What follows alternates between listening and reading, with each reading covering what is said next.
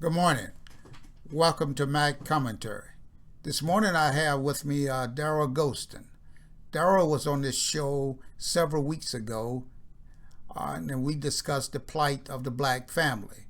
We're going to continue with that theme today, but we're going to deal with the absentee father. Before I get into that, I'd like to get Mr. Ghoston's perspective on something pertaining to the violence in the black community. Good morning, Mr. Ghoston. Good morning, Mr. Mack. How are you this morning? Good. Before we get into the meat of our subject here, I'd like to ask you, get your viewpoint on a situation that occurred in Baltimore last April, which, in my opinion, it relates to the violence in the black family and the black community. Now, in April of 2015, a riot erupted in Baltimore over the death while in police custody of a black man named Freddie Gray.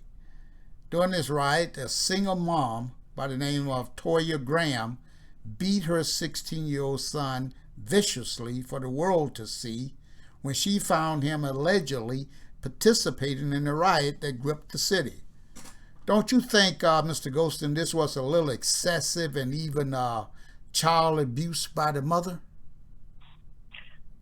I have to disagree with you on that point. I think it was something that needed to be done, not only by her, but there should have been more parents out there grabbing their kids and taking them off the streets. Well, I don't. I can understand that the parents should have. They shouldn't have they should have known where their children were at all particular times anyway. At least I try to be aware of where mine are. But in this particular case, I mean, when she did see him, she was watching TV, my understanding, and saw him out there doing something in the streets. And so she went to the streets and she grabbed the boy and she just beat him, like I said, viciously, violently, hit him over the head and everything else. And I was just appalled at that. Don't you think that that's not the way to resolve a situation uh, uh, with violence? I mean, wouldn't it have been better for her to walk out there and if her son respected her, to ask him to come with her and go home, and then if she wanted to deal with him in a more uh, corporate punishment type of manner, then at that particular time she'd do it in the privacy of her home rather than out there for the whole world to see. Sometimes I think you have to meet the punishment with the time. And I think at that time it was the emotional event that was going on, and the police was ready to pounce on the young people that were doing some foolish things. And I think the mom might have overreacted just a little bit, but I think she was in her own right to do what she did because she needed to send a message to that young man. And the message that she sent was not be out here doing any foolishness or you will get this type of um, action from me. And that's what she showed. Well, like again, I reiterate that she could have just taken that young man home, and she could have talked with him and got him off those streets. Just as that's what I would have done had it been a son of mine. That's how I would have handled it. I wouldn't have been out there fighting him or beating him in the streets like that as he's walking down the street. I mean, it was just like whipping a animal or something. Rather than trying to be able to communicate with your child, say, "Hey, this is wrong. Come home. Let's go home." No, I think it was beyond that point. Number one, he had no business being out there. He knew it was wrong. He knew he shouldn't have been out there. And to put himself in harm's way like he did was totally unacceptable. And I would rather for his mom to embarrass him like that instead of the police to embarrass him or beat him or perhaps kill him, for the situation that he had placed himself in. He had placed himself in harm's way. And the mom just did what she thought was the best thing at the time. And sometimes parents have to take that stand with their kids because of the things that's going on in our communities today. He had no business being out there, period. Well, that takes us right into this next question here. Where was the father? And that's a problem that I see throughout the urban communities. And when I was working with young people, there's a lot of absent fathers from the households. That mom never should have had to put herself in harm's way being out there in that type of environment where a riot is going on to retrieve her son. She put herself in danger for doing that. Where was the man at? The boy had to have a father. Well, that's what we're going to talk about today, the absentee fathers. Now, this is just one example here of what has happened to the black families. In one particular family that this situation, the absentee father, has caused a problem. Now, in your opinion, Daryl, how has the impact of absentee fathers impacted the young people in today's society? It has impacted young people in several different ways. When you look at young people going to school, young people trying to maintain their grades, young people having positive role models in the household, with the father missing, that has caused all kind of rifts and all kind of rebellion as a child gets older in their teenage years. So what is the problem when it comes to getting black men to support their children? Well, I think it's a lot of different variables that come into play when you're dealing with the black males. One, in some cases, they can't find proper employment. Two, they still think that they look at their responsibility differently. When you have a family, that's your responsibility to maintain the family best you can. And you need to do what you need to do in order to provide food, shelter, and clothing and support for your children. And when those things are missing, then the child has to turn to other resources and other ways or other means in order to get things that they need. Right. Do you think that many black men out here who have parental responsibilities, who have children, do you think they are rebelling against, and they're not at home with those children, do you think they are rebelling against paying child support? And why? Well, sometimes I think it's a misnomer, and I think sometimes people get twisted in their thinking about being responsible for paying child support or being responsible for their own children. A lot of men have 2 or 3 kids out there, and they're not doing anything for those children. And in terms, the kids suffer in the end, and that makes a bad relationship between the child and the parents. And then when the child grows up to be an adult, that's like status quo. Why should I be responsible for anybody? Nobody was responsible for me. Well, what do you think then? Well, in your experience, what do you think it would take to get these black men to be responsible like other black men are towards their families and their children? Well, I think that's where the leadership from the community comes into play.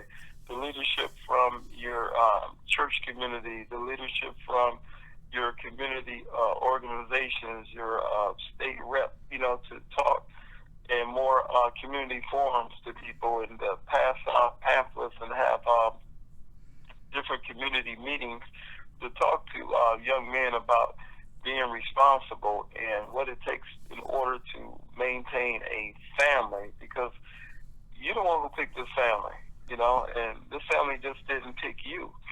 And when you have that type of responsibility, you have to step up to the plate and do what you can. You have to be there to help Johnny with his homework, or help Susan with her math problems, or if there's a behavior problem in school, you have to be on point and go to the school and see what's going on. And do you know the child's teachers? You have to be involved with your child's life. Well, how do you teach people that's these men out there and the mothers as well? How will the by passing out pamphlets? I don't think that's going to get it. Don't you think there has to be some type of classroom or community meetings or something like this on that subject? Well, they do have community meetings that people can attend. Yeah, I know, I understand that, but how do you get people to attend? The people that usually attend are the people that don't need to attend. The people that need to attend do not go to those meetings. The child has not become a priority in their life. We have to get to a point where the child becomes a valuable asset to them, and they have to see their child as being a asset. And this is something that you need to do as a parent. When you put on that hat and you play that role, you have to be a valuable person in that child's life. But that's what they're not doing, Daryl. They're not getting that what you are saying. So therefore, what I'm asking is, how can we get those people who need to be in these meetings? How can we get them to come to the meetings? What would the so-called leaders have to do to get these people to come to the meetings? How would they approach these people?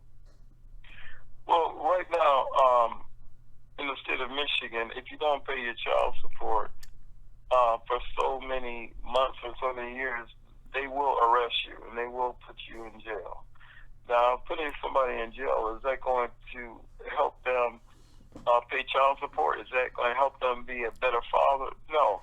But once they're in jail, I think you have to be proactive, and you got to have programs, since you have them captives, and just kind of say, hey, look, you need to be responsible for your own child. I don't know if that's going to be the answer, to the problem. People have got to want to do this for their own kid. Well, what if someone went door to door and talked to people, or meet the people on the streets out there and talk to them and ask them to come to a meeting? You think that may be able to get some to come to a meeting? And then once you teach some of them, then the other ones can go out and tell their friends. Well, I kind of like that philosophy that you just said. And it was the old adage that teach one and then the other one will follow. Something has to be done to change this mindset of the black male when it comes to his responsibility for his kids. There should be nothing that he won't do, for his kids, but a lot of times there's a conflict between the mom as well as the father. Therefore, he just doesn't want to be around, or he uses that as an excuse. But that child didn't do anything. That child came here hopefully out of love. So if that child came here out of love, let's be responsible and teach that child some morals, some ethics, and some responsibility. Well, that's where the leadership in the black community is coming into play, I would suggest, because you got pastors out there. They have these mega churches. They have, whether they have a storefront church or a mega church, they have neighborhoods, and they should be able to reach many of these people. Instead of us, as a black people, out here trying to talk about Black Lives Matter, we got kids' lives matter too, which equates to Black Lives Matters. And if we start at this grassroots level here, trying to get to these men who are neglecting their responsibilities and their duties as fathers, whether they are married or not, then we're going to lose a whole generation like we've already lost. And I totally agree with you. And I think it needs to come from the pulpit. It needs to come from the leadership in the churches. On Sundays, it's fine what Paul did and what Isaiah did in the Bible, but the pulpit could be the teaching platform that the pastors can relate the message or preach the message of take on the responsibility of taking care of your family. It has to be like that. You've got I noticed with other churches and other denominations of different ethnic groups, they have missionaries all over this world that they go out to and reach people. Not only that, they also go into the inner cities with certain missions as well to help out the downtrodden and the poor. Now, what I can't understand is about the black churches is why they're not doing the same things for their own people. Why aren't they out reaching out to these young men out here, these young ladies out here, and trying to teach them the responsibility of being good parents and how to parent? Why aren't they doing that? What's the purpose of the church in the community? To get up, like you say, and talk about Isaiah and Jacob every Sunday morning, or to relate them to what's happening in the community as a whole and show the love of Christ in the community and put it out there and get people to teach them how to be what they should be and take care of their responsibilities? Well, I think it's twofold. I think you have to talk about the love of Christ, but you also have to talk about the responsibility of family, because if you got a responsible dad at home, I'm not saying that it's going to stop all the violence in the streets, but it will probably get a young person thinking 2 or 3 times before they make a foolish decision to do something, or if they make a foolish decision to join a gang, or if they make a foolish decision to rob somebody, because they have structure in their life. They have a man in their life to tell them, hey, no, that ain't the right thing to do. We need to do this. We're supposed to be going fishing, or we're going to the ball game, or, I'm going to help you with your homework, or we're going over to the library today.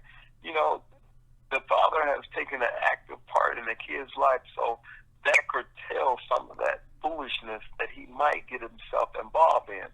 If it's a mom that's there just raising a family by herself, then sometimes you open the door for mischievous behaviors.